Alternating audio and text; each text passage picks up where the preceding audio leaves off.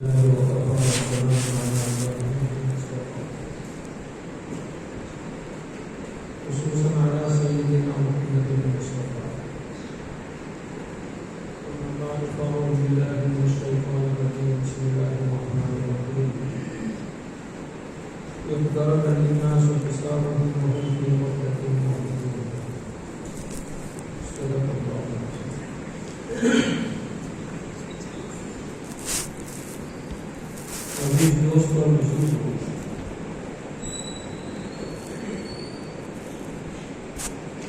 وقت اور گزشتہ چند مہینوں سے جو حالات چل رہے ہیں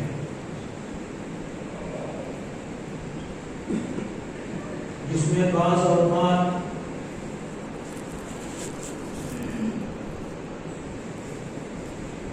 عام لوگوں پر ایک دہشت کی کیفیت بھی طاری ہو چکی،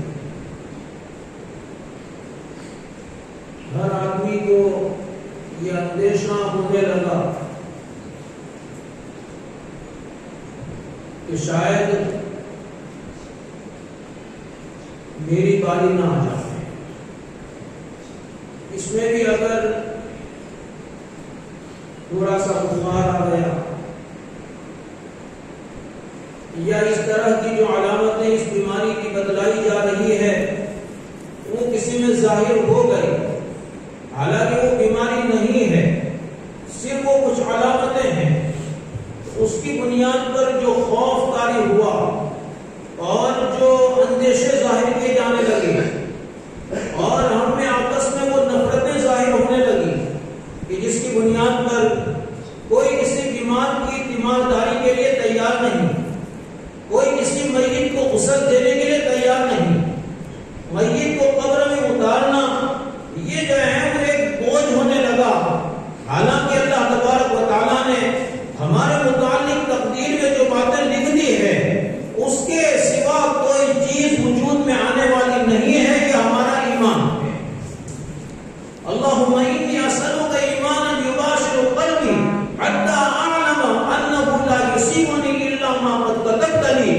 اللہ کے نبی صلی اللہ علیہ وسلم نے ایسے ایمان کا اللہ سے سوال کیا ہے کہ جو ایمان دل کو چھو جائے، دل میں جو ہے وہ لگ جائے اور اس کا اثر یہ ہو کہ انسان کو ایسا یقین حاصل ہو جائے کہ سوائے اللہ کی تقدیر کے کوئی بھی چیز ہمیں نہ پیش آ سکتی ہے اور کائنات میں وجود میں آ سکتی ہے۔ ایسا ایمان ہمیں اللہ سے جو ہے وہ مانگنا چاہیے، لیکن نہ ہمارے پاس جو ہے وہ دعاؤں کے لیے وقت ہے، نہ دعاؤں کا ذوق اور جذبہ جو ہے باقی ہے۔ بس کسی اور سے کہہ دیا کہ وہ سب دعا کر لینا، دعا کرنا، ہمارا فلاں بیمار ہے، فلاں عزیز بیمار ہے، فلاں بزرگ بیمار ہے، لیکن اپنے پاس جو اللہ نے جو ہے ان کی قیمتیں عطا کیے ہیں، جو اجابت کا جو درجہ اللہ نے عطا کیا ہے، آدمی اس سے اپنے آپ کو غافل بنا ہے۔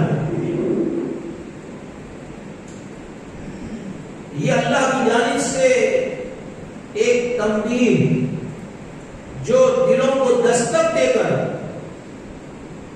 انسانی دل اور اس میں بھی خاص مسلمان جو اللہ کے جو ہیں وہ بندے ہیں، غیر بھی اللہ کے بندے ہیں، لیکن اس میں فاصلہ ہے۔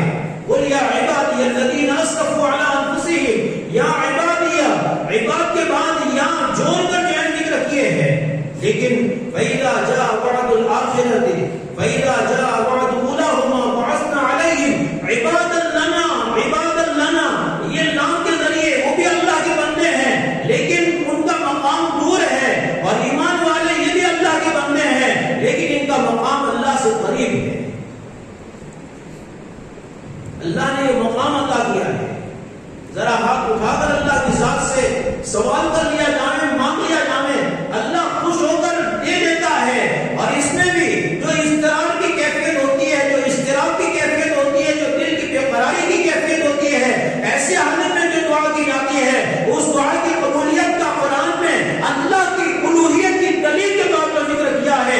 اَمَّن يُجِيبُ الْمُضْطَرَّ إِذَا دَعَاهُ اَمَّن يُجِيبُ الْمُضْطَرَّ إِذَا دَعَاهُ وَيَكْشِفُ السُّوءَ وَيَجْعَلُكُمْ خُلَفَاءَ الْأَرْضِ أَإِلَٰهٌ مَّعَ اللَّهِ قَلِيلًا مَّا تَذَكَّرُونَ۔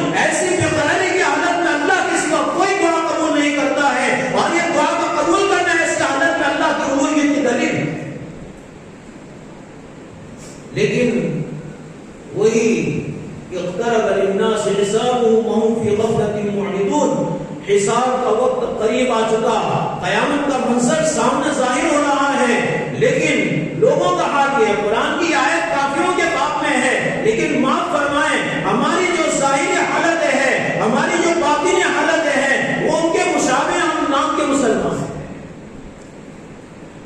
وَهُمْ فِي غَفْلَةٍ مُعْرِضُونَ، غفلت بھی ہے اور بے رخی بھی ہے، ہماری حالت بھی یہ ہے۔ ایک قیامت جو ہے وہ قائم ہوتی ہوئی نظر آ رہی ہے، وہ حقیقی قیامت ہے جس کا قرآن نے ذکر کیا، اقترب للناس حسابهم، یہ جو ہے وہ ایک قیامت کی صورت ہے جو ہمارے سامنے ظاہر ہو رہی ہے، اور لوگ دہشت میں ہیں، کوئی کسی سے ملنے کو تیار نہیں ہے، کسی کو گھر سے باہر نکلنے کی اجازت نہیں ہے، اور اس طرح کے کئی قوانین جس کو دنیا نے آج تک جو ہے وہ قانون کی حیثیت سے دیکھا نہیں تھا، آج ہم اپنی آنکھوں دیکھ رہے ہیں، اس کو جو ہے وہ ماننے پر مجبور کیا جا رہا ہے، لیکن اس کے باوجود حالت یہ ہے کہ ہماری غفلت بھی باقی ہے اور بے رخی کا معاملہ بھی برقرار ہے۔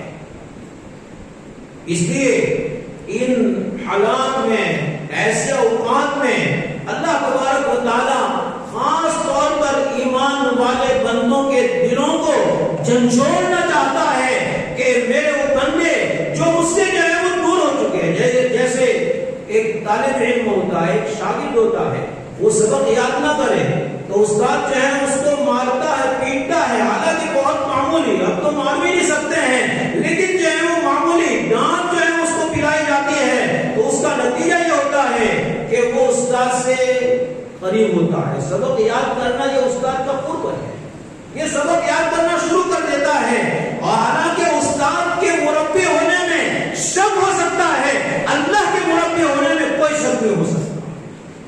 اللہ تعالیٰ ہماری تربیت کرنا چاہتے ہیں۔ میں نے اس سے پہلے بھی ذکر کیا تھا کہ جب بندہ اللہ کے ساتھ اپنے تعلق کو پہچان لیتا ہے تو اس کے لیے اللہ کی جانب سے ہر آنے والے فیصلے کو منظور کرنا، ہر آنے والے فیصلے پر اپنی ظاہری باطنی نظامتی کا خوشبوئی کا ظاہر کرنا یہ آسان ہو جاتا ہے۔ عرش پر وہ جملہ لکھا ہے،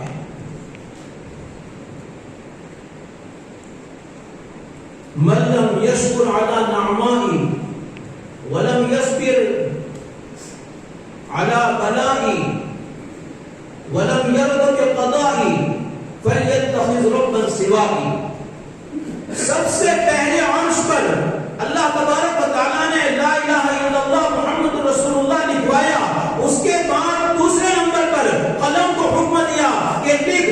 قلم نے پوچھا کہ کیا لکھوں؟ اللہ نے فرمایا کہ لکھ جو میری جانب سے آنے والی مصیبتوں پر صبر نہ کرے، بلا آزمائش ہے، مصیبت یہ بھی آزمائش ہے، میری جانب سے آنے والی مصیبتوں پر یعنی آزمائش پر صبر نہ کرے۔ صبر کس کو کہا جاتا ہے؟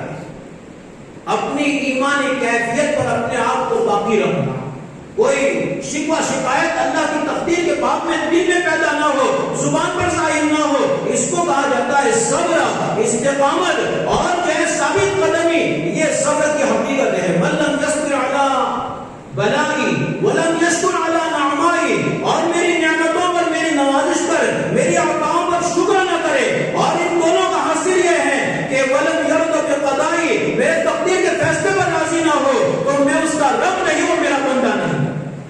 فَلْيَتَّخِذْ رَبًّا سِوَائِي، اس کو چاہیے کہ کسی اور کو رب بنا لے، میں اس کا رب نہیں ہوں۔ اگر وہ مجھے اپنا رب مانتا ہے تو میرے ہر فیصلے پر اس کو اپنا سر جھکانا پڑے گا، ہر فیصلے کو خوشی کے ساتھ قبول کرنا پڑے گا، ورنہ میری ربوبیت کا اس کے ساتھ کوئی تعلق نہیں ہوگا۔ یہ اللہ تعالیٰ اپنے بندوں کو قریب کرنا چاہتا ہے، یہ اس کی ربوبیت کی شان بندوں کو قریب کرنے کے لیے جاری ہے، لیکن ہمارے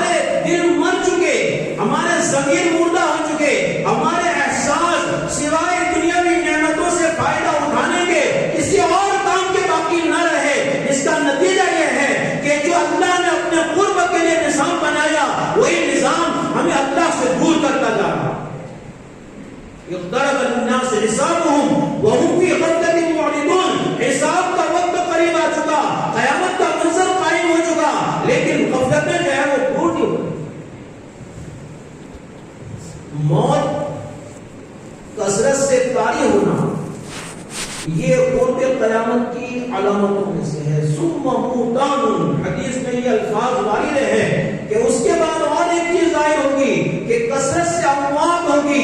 لوگ چلتے چلتے مر جائیں گے، لوگ باتیں کرتے کرتے مر جائیں گے، اور وہ بھی غفلت ہی کی موت ہوگی. اللہ ہماری حفاظت فرمائے. یہ جو ہے وہ قیامت یہ قریب آ رہی ہے، لیکن ہماری غفلتیں دور نہیں. دیکھو موت اپنی جگہ پر برحق ہے، موت کی اپنی ایک دہشت ہے، موت کا اپنا ایک خوف ہے، اور وہ خوف طبعی طور پر ہم پر بھی جو ہے وہ طاری ہوتا ہے، انبیاء کرام پر بھی جو ہے وہ طاری ہوا ہے. حضرت آدم علیہ السلام کا جو ہے واقعہ مشہور ہے. حضرت آدم علیہ السلام کی پشت سے حضرت آدم علیہ السلام کی پوری ذریت کو نکالا تو وہ ذریت چھوٹی چھوٹے جو ہے مخلوق کی صورت میں حضرت آدم علیہ السلام کے سامنے ہیں. حضرت آدم علیہ السلام کو اللہ نے یہ قوت عطا فرمائی کہ ان کی صورتوں کو بھی وہ دیکھ سکیں. ان میں حضرت آدم علیہ السلام نے ایک نوجوان کو دیکھا اور اس نوجوان کی خوبصورتی سے حضرت آدم علیہ السلام متاثر ہوئے، لیکن پیشانی پر جو ہے وہ لکھی ہوئی تھی صرف 40 سال کی عمر. سب کی عمریں بھی حضرت آدم علیہ السلام دیکھ رہے ہیں، صرف 40 سال کی عمر. حضرت آدم علیہ السلام نے پوچھا کہ یہ کون ہے؟ تو اللہ نے فرمایا کہ ہذا ابنک داؤد، یہ تمہارے بیٹے داؤد ہے، داؤد علیہ السلام. حضرت آدم علیہ السلام نے عرض کیا کہ زد فی عمرہ، اس کی عمر میں اضافہ کر دو. تو اللہ نے فرمایا کہ ذالک قد کتبت لہ، یہ میں نے لکھ دیا، اضافہ نہیں ہو سکتا ہے. حضرت آدم علیہ السلام کی عمر 1000 سال تھی، یہ پہلے سے بدلا کیا گیا تھا. حضرت آدم علیہ السلام نے جو ہے یہ عرض کیا کہ قد جعلت لہ من عمری 60 سنۃ، میری عمر کے 60 سال میں داؤد کو جو ہے وہ دے رہا ہوں، اب ان کے لیے جو ہے وہ لکھ دیجئے میری عمر سے 40 سال کم کر دیجئے. اللہ نے فرمایا کہ انت وذاک، یہ تمہارا معاملہ ہے، مجھے منظور ہے. یہ عالم ارواح میں یہ سارا نظام ہو چکا. پھر حضرت آدم علیہ السلام کو دنیا میں بھیج دیا گیا. حضرت آدم علیہ السلام دنیا میں آئے، اب اس کے بعد اپنی عمر جو ہے وہ گنتے جا رہے ہیں. 940 سال جب ہوئے ہیں اتاہ ملک الموت، ملک الموت جو ہے وہ آئے. حضرت آدم علیہ السلام نے جو ہے وہ کہا کہ قد عجلت، تم بہت جلدی آ گئے. قد بقي من عمری 60 سنۃ، میری عمر کے ابھی 60 سال باقی ہے. یہ موت ہے، یہ موت ہے. حضرت آدم علیہ السلام نے کہا میرے 60 سال باقی. تو ملک الموت نے کہا کہ تم نے وہ 60 سال تمہارے بیٹے داؤد کو جو ہے وہ دے دیے ہیں. تو کہا کہ نہ، وجحد، حضرت آدم علیہ السلام نے انکار کر دیا، انکار کر دیا. اللہ نے جو ہے چونکہ تقدیر میں 1000 سال لکھے ہوئے تھے، اس لیے یہ انکار لازمی تھا. اس انکار کی بنیاد پر ملک الموت جو ہے واپس چلے گئے. لیکن ابن آدم پر، بنی آدم پر، انسانوں پر 2 حکم اللہ نے لازم کر دیے. وجحد ذریتہ ونسی ذریتہ، آدم نے انکار کیا، آدم کی اولاد بھی انکار کر رہی ہے، اور آدم علیہ السلام بھول گئے تو اللہ آدم علیہ السلام کی اولاد بھی بھول رہی ہے. وَلِذَلِكَ أُمِرَ بِالْكِتَابَةِ وَالشَّهَادَةِ، اس کے حکم دیا گیا کہ اپنے معاملات کو لکھا کرو اور گواہ قائم کیا کرو. لکھا ہوا بھول نہیں سکتے ہو، گواہ قائم ہو تو انکار نہیں کر سکتے. یہ حضرت آدم علیہ السلام کی موت کا واقعہ. حضرت موسیٰ علیہ السلام کی عمر جب پوری ہوئی تو ملک الموت حضرت موسیٰ علیہ السلام کے پاس آئے. موسیٰ علیہ السلام سے جو ہے وہ کہا کہ اللہ نے مجھے تمہارے پاس جو ہے بھیجا ہے لِأَقْبِضَ رُوحَكَ، تمہاری روح جو ہے وہ قبض کرنے کے لیے. حضرت موسیٰ علیہ السلام نے ایک تمانچہ مارا ملک الموت، اور ایسا زوردار تمانچہ، ایک مکہ مارا تو انسان مر جانے. فَوَقَذَهُ مُوسَىٰ فَقَضَىٰ عَلَيْهِ، یا ایک تمانچہ مارا تو ملک الموت کی جو ہے وہ آنکھ پھوڑ ڈالی. وہ فرشتہ ہے لیکن اللہ انسانی صورت میں بھیج دے تو انسانی صورت میں ایک جو ہے وہ تمانچہ مارا تو آنکھ جو ہے ملک الموت اسی حالت میں آنکھ لٹکائے ہوئے اللہ کے پاس پہنچے. اللہ سے کہا کہ بس بعثتنی الی عبد لا یرید الموت، آپ نے تو اپنے ایسے بندے کے پاس بھیجا ہے جو مرنا نہیں چاہتا. تو ملک الموت سے کہا جاؤ موسیٰ کے پاس اور موسیٰ سے کہو کہ ترید الحیات، زندگی چاہتے ہو؟ کہا ہاں. تو کہا کہ اس بیت پر ہاتھ رکھو، یہ ہمارے ہاتھ کو مت چھوڑو. اس وقت قد بھی کرے اور ہاتھ بھی کرے. اس ہاتھ کے نیچے اس پیر کے جتنے بال آئیں گے اتنے سال کی تمہیں عمر دی جائے گی, اتنے سال اور دیے جائیں گے. موسیٰ علیہ السلام پوچھا کہ ثم ماذا, پھر کیا ہوگا؟ پھر موت. تو حضرت موسیٰ علیہ السلام بھی جو ہے وہ مرنا نہیں چاہتے تھے, لیکن آخر موت آنی ہی ہے. تو حضرت موسیٰ علیہ السلام نے پھر درخواست کی فالآن یا رب, اے اللہ اب اسی وقت موت جو ہے وہ دے دے. موت کی دہشت اپنی جگہ پر ہے, لیکن اس کے پیچھے اللہ تبارک و تعالیٰ کا کیا نظام ہے, اس نظام کو سمجھنے کی ضرورت ہے, اپنی غفلت کو دور کرنے کی ضرورت ہے. ہمیں جو اللہ نے زندگی دی ہے, یہ زندگی ہم اپنے خلاف حجت نہ بنائیں, ہم اپنے لیے جو ہے اللہ کی بارگاہ میں حجت بنا کر پہنچے. ہمارے خلاف یہ زندگی ہم کو جہنم میں لے جانے والی نہ بنے, بلکہ یہ زندگی ہمیں اللہ کی رضامندی کا جو ہے وہ سبب جو ہے وہ بن جائے, اس کی محنت کرنے کی ضرورت ہے. آج غفلت کا عالم یہ ہے کہ اتنا لمبا زمان تقریباً 4.5 مہینے ہو چکے, جس میں مبارک رمضان کا مہینہ بھی گزرا, جس میں کچھ مہینے تو ایسے گزرے ہیں کہ کسی کو کوئی کام نہیں سوائے جو ہے وہ گھر میں بیٹھنے کے, کوئی کام نہیں. لیکن آپ اس سے پوچھو کہ جناب آپ نے اس 1 مہینے میں کتنے قرآن پاک ختم کیے, روزانہ قرآن پاک کے کتنے پارے آپ پڑھ رہے ہیں, تو میں جواب نہیں دیتا. ہر آدمی جو ہے وہ اپنی گریبان میں منہ ڈال کر خود اپنے آپ سے سوال کرے کہ یہ زندگی کے اوقات, جب مجھے معلوم ہے ملازمت چل رہی ہے, کاروبار چل رہا ہے, اپنی مشغولی کا زمانہ ہے, تو وہ جو ہے وہ کہتے ہیں مول صاحب دعا کرنے کے رجا نہیں جاتا ہے کام پہ. یہ درخواست کرنے والے بھی جو ہے وہ ملے ہیں, لیکن اس وقت کسی کی دعا کی ضرورت نہیں ہے. اللہ نے اتنی لمبی چھٹی کا زمانہ دے دیا, لیکن اس کے باوجود حال جو ہے وہ یہ ہے کہ تحقیق کی جائے تو ہمارے معاف فرمائے نوجوانوں سے میں کہوں گا, ہمارے نوجوان کتنے, بلکہ 70% ایسے ملیں گے, 80% ایسے ملیں گے, نہیں مجھے معاف فرمائے 90% ایسے ملیں گے کہ ان 4 مہینوں میں سوائے رمضان کے چند دنوں کے چند رکوع پڑھنے کے اور کوئی جان قرآن سے تعلق نہیں ہوگا. اقترب للناس حسابهم وهم في غفلة معرضون. غفلت کے اسباب کو پالا جا رہا ہے, غفلت کے اسباب کو پالا جا رہا ہے. موبائل غفلت کے بہت بڑے اسباب میں سے ہے. یہود اپنی چال میں کامیاب نظر آ رہا ہے. یہود کا مقصود جو ہے فحاشی کو عام کرنا تھا اور مسلمان جوانوں کی صلاحیتوں کو برباد کرنا تھا. دونوں میں وہ کامیاب ہو چکا ہے. لیکن ہم ہے کہ ہماری غفلت, ہمیں تو اتنا چوکنا کیا گیا ہے کہ ہم غفلت میں کیا کریں, وَلَا تُطِعْ مَنْ أَغْفَلْنَا قَلْبَهُ عَنْ ذِكْرِنَا وَاتَّبَعَ هَوَاهُ وَكَانَ أَمْرُهُ فُرُطًا. یہ سورہ کہف میں ہم جمعہ میں پڑھنے والے پڑھتے ہیں کہ جو غافل ہیں ان کی ہم بات بھی نہیں مان سکتے ہیں کہ جائے کہ ہم غفلت بیٹھ کر زندگی گزاریں. اس لیے اس وقت بہت زیادہ ابھی بھی دیر نہیں ہوئی ہے, آنکھ کھلی ہے تب تک دیر نہیں ہوئی ہے. آنکھ بند ہو گئی سب نظام بند ہو جائے گا, توبہ کا دروازہ بند ہو جائے گا, نیکیوں کے دفتر بند ہو جائیں گے, ساری صلاحیتیں ضائع ہو جائیں گی, بغیر کچھ کیے ہوئے خالی ہاتھ اللہ کے روبرو حاضر ہو جائیں گے. اس سے پہلے جب تک آنکھ کھلی ہے ابھی بھی اللہ نے ہمیں جو ہے یہ موقع دیا ہے. ایک مرتبہ اللہ کہہ دینا دل کی گہرائیوں سے آنکھ سے آنسو بہ جائیں, ان 7 آدمیوں میں انسان کو شامل کر دیتا ہے. سبعۃ یظلهم اللہ فی ظلہ یوم لا ظل الا ظلہ. قیامت کے دن اللہ کے سائے کے علاوہ, اللہ کا عرش کا نہیں, اللہ کے سائے کے علاوہ, محققین کہتے ہیں اللہ کا سایہ ہے, اللہ کے سائے کے علاوہ کوئی سایہ نہیں ہوگا. اس دن 7 قسم کے لوگوں کو اس سائے میں جگہ دی جائے گی. کیا ہے وہ سایہ؟ اللہ کی رحمت کا سایہ, اس میں جگہ دی جائے گی. ان میں ایک آدمی وہ ہے جو تنہائی میں اللہ کو بیٹھ کر یا اللہ بیٹھ کر تنہائی میں بیٹھ کر اللہ کو یاد کر رہا ہے اور محبت سے اس کی آنکھ سے آنسو بہنے لگے, وہ اس جگہ پائے گا, اس مقام کو جو ہے وہ پہنچائے گا. آنکھ کھلی ہوئی ہے تب تک ہر آدمی امام عادل تو نہیں بن سکتا ہے, لیکن جو ہے یہ ضرور بن سکتا ہے کہ تنہائی میں اللہ کی محبت میں چند آنسو بہائے, اپنے گناہوں پر چند آنسو بہائے. یہ آنکھ کھلی ہوئی ہے تب تک غفلت کو دور کرنے کا بہترین جو ہے وہ ہمیں موقع